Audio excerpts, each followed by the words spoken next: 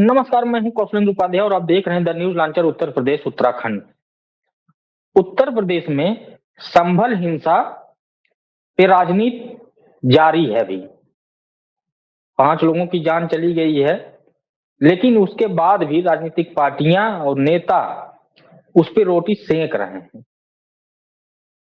Bharatiya Janata party की तरफ से जो बयानबाजी हो रही है कि वहां पे पत्थरबाजी हुई प्रशासन पे, पुलिस पे कई लोग घायल हुए और सीओ भी उसमें घायल हो गए। चर्चित सीओ अब हो गए वो तो जो है। और उसके बाद समाजवादी पार्टी, कांग्रेस, तमाम दल, यहाँ तक आजाद से पार्टी जो चंद्रशेखर आजाद है वो भी वहां जा रहे थे मिलने के लिए। तो समाजवादी पार्टी का डेलीगेशन भी जा रहा था मिलने के लिए कि जो हिंसा पीड़ित लोग हैं, जिनके परिजन पीड़ित हैं, जो लोग अब इस दुनिया में नहीं है, 5 लोगों की जान गई, कम से कम उनके उनके परिजनों से मिला जाए, वहां की स्थिति का जायजा आखिर में हुआ क्यों, कैसे हुआ। समाजवादी पार्टी के राष्ट्रीय अध्यक्ष अखिलेश यादव ने एक डेलीगेशन बना के वहां भेजा, लेकिन कोई पहुंच नहीं पाया। किसी को हाउस अरेस्ट कर लिया गया, किसी को घर पे ही रोक दिया, किसी को रास्ते में रोक दिया गया। कुछ ऐसे विजुअल आए कि कई जिलाध्यक्ष दौड़ते हुए जा रहे थे, लेकिन पुलिस उनको किस तरह से रोक ले रही है। ये सब चीजें देखने को मिला। जो जब वहां पे समाजवादी पार्टी का डेलीगेशन नहीं पहुंच पाया, तो समाजवादी पार्टी को हिंसा में जो जो लोग खत्म हो गए, जिनकी जान चली गई, उनके लिए जो है वो 5 लाख रुपए का मुआवजा अपनी तरफ से घोषणा कर दी कि ये उन परिवारों को दे दिया जाए जिनके सदस्य, जिन परिवारों के खत्म हो गए हैं, जिनकी जान चली गई है। और सरकार से भी मांग की कि कम से कम सरकार भी उस पीड़ित परिवार की मदद करे, आर्थिक मदद के तौर पे सरकार को आगे आना चाहिए। लेकिन मामला इतना गंभीर हो चुका है कि जामा मस्जिद का सर्वे का मामला, उसके बाद वहां पे जो बवाल हुआ, एफआईआर हुई, गोली चल गई, जान चली गई, पुलिस को लाठी भांजनी पड़ी, मुकदमे दर्ज हुए, कई लोग अरेस्ट हुए, वहां के सांसद और विधायक के परिवार को है। अब मामला सिर्फ मुआवजा अखिलेश यादव ही देंगे, सरकार की भी जिम्मेदारी है, लेकिन सरकार की तरफ से सिर्फ बयानबाजी हो रही है। आप इस वीडियो के माध्यम से समझिए कि केशव प्रसाद मौर्य ने ट्वीट किया कि अखिलेश यादव 5 लाख रुपए मुआवजा जो दिए हैं, 5 लाख नहीं, उनको 5 करोड़ देना चाहिए। मुस्लिम तुष्टीकरण की राजनीति, मुस्लिम वोटों के लिए अखिलेश यादव कुछ भी कर सकते हैं। लेकिन संभल ही नहीं, पूरे प्रदेश में अब कोई भी ऐसी हिंसा को स्वीकार नहीं किया जाए और वहां हर जगह अब बीजेपी ही चुनाव जीतेगी। मतलब इसको अब चुनाव से उन्होंने जोड़ दिया। केशव प्रसाद मौर्य हमेशा अखिलेश यादव को लेकर हमेशा मुखर रहते हैं, चाहे वो विधानसभा सत्र का चल रहा हो, सदन चल रहा हो, या अगर सड़कों पे कोई बात होगी, बयानबाजी को लेके जरूर केशव प्रसाद मौर्य आगे आ जाते हैं और भारतीय जनता पार्टी को डिफेंड करने लगते हैं। और कोई नेता आए या न आए, लेकिन केशव प्रसाद मौर्य जरूर आ जाते हैं।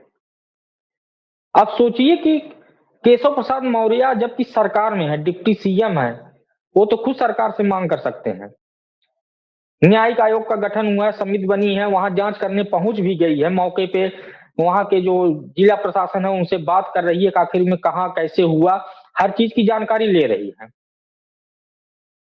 लेकिन अगर किसी ने मदद की है तो समाजवादी पार्टी के राष्ट्रीय अध्यक्ष अखिलेश यादव ने संभल पे जो मदद की है, उसको लेके आप सवाल उठा लेना कि ये 5 नहीं, अरे मदद करने के लिए तो सरकार ने क्या किया है, ये भी देखना चाहिए। लेकिन केशव प्रसाद मौर्य, क्योंकि जब भी कोई बात आती है तो केशव प्रसाद मौर्य आगे आ जाते हैं। उधर जब पीडीए का नारा जो है समाजवादी पार्टी का राष्ट्रीय अध्यक्ष अखिलेश यादव ने दिया, उस पर भी इन्होंने अपनी तरफ से बयानबाजी शुरू कर दी। समाजवादी पार्टी के लोग भी कम नहीं है, केशव प्रसाद मौर्य को ऐसा नहीं है कि उनके पीछे न पड़े हों। स्टूल मंत्री और तमाम शब्दों से केशव प्रसाद मौर्य को समाजवादी पार्टी के लोगों ने भी जो है घेरा है। स्वयं राष्ट्रीय अध्यक्ष अखिलेश यादव सपा के, वो भी स्टूल मंत्री तक उनको कहे हैं। तो केशव प्रसाद मौर्य जो आगे आ जाते हैं, सपा का कोई भी जब काम होता है, जब आ जाते हैं तो वहां कहीं न कहीं सपा बैकडोर पे होने लगती है। घेराव तो खूब करती है, केशव प्रसाद मौर्य खिंचाव खूब करती है। आप इस ट्वीट पे देखिए कि किस तरह से केशव प्रसाद मौर्य ने तंज कसा है कि मदद के नाम पे इतना नहीं, इतना कर दीजिए। अरे उन्होंने मदद की है, डेलीगेशन भी भेज रहे थे कि वहां पे लोग जाए, मिले उन पीड़ित परिवारों से, लेकिन जब जाने का मौका मिले तब तो जाएंगे। कांग्रेस के लोग भी जाने वाले हैं, राहुल गांधी भी तैयार हैं, लेकिन जब वहां प्रशासन जाने देगा तब तो लोग पहुंच पाएंगे। हाँ, मदद के लिए उन्होंने घोषणा कर दी कि मैं 5 लाख रुपए पीड़ित परिवार को दूंगा। 5 लोगों की जान गई, उनके परिवार को 5-5 लाख रुपए मैं दूंगा। सरकार से भी उन्होंने कहा कि सरकार को भी चाहिए कि देनी चाहिए, उनकी मदद करनी चाहिए। अब सरकार से मदद न देने के बजाय डिप्टी सीएम केशव प्रसाद मौर्य कूद गए कि 5 नहीं 5 करोड़ कर दे अखिलेश यादव। मुस्लिम वोटों के लिए वो हमेशा करते रहे। और जिस तरह से ट्वीट है, आप इसमें देखिए कि कोई ऐसी बात नहीं, जबकि राजनीति वहां वोटों की ना, अभी चुनाव होने हैं। हाँ, एक उपचुनाव मिल्कीपुर है, लेकिन अभी वो सूचना आ रही है कि जनवरी तक होगा।